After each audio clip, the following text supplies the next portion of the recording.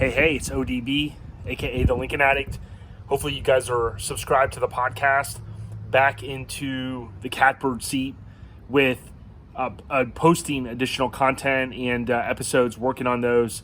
Gonna try to stick to every 2 weeks a new episode, but wanted to do this quick video. I actually did a video, many months ago, and have just been really kind of busy, and I didn't get a chance to really stitch it all together like I had hoped.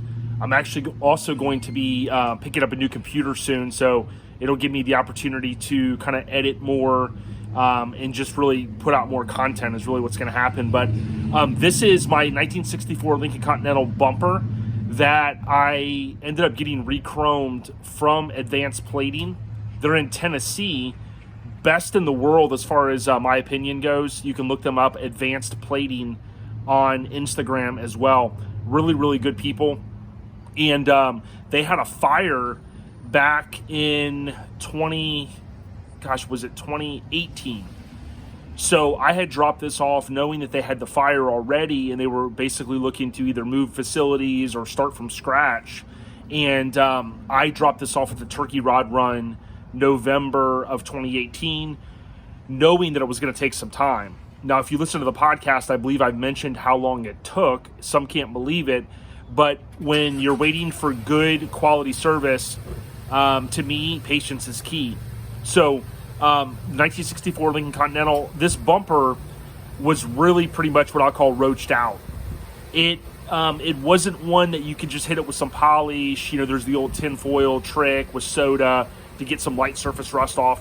I mean, this thing, for whatever reason, just had a lot of surface rust on it. And this is the result of waiting and just their amazing work. So oftentimes people will ask me,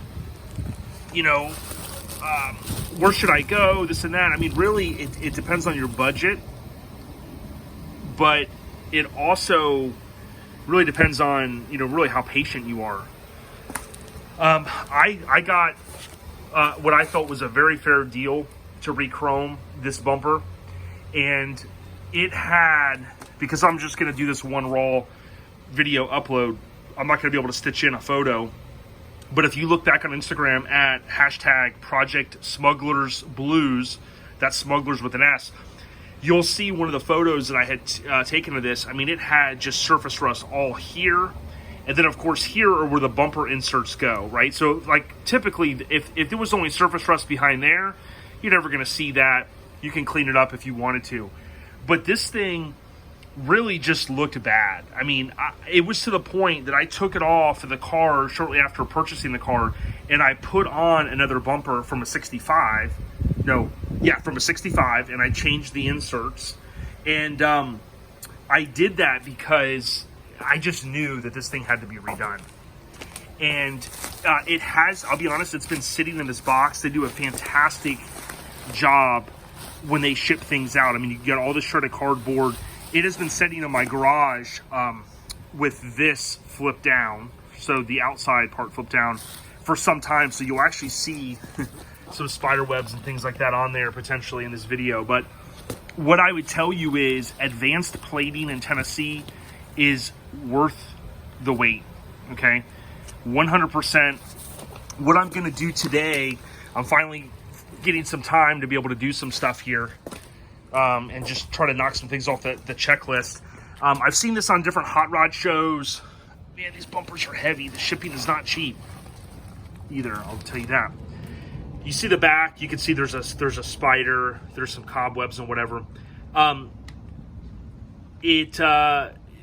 of that I'm going to paint. I'm going to clean all that up. And when I say clean it up, just really how it's been sitting, and I'm going to paint the entire back with black paint. That's just a nice thing to do, in my opinion, because for whatever reason, the back of these bumpers will eventually start to form surface rust on them.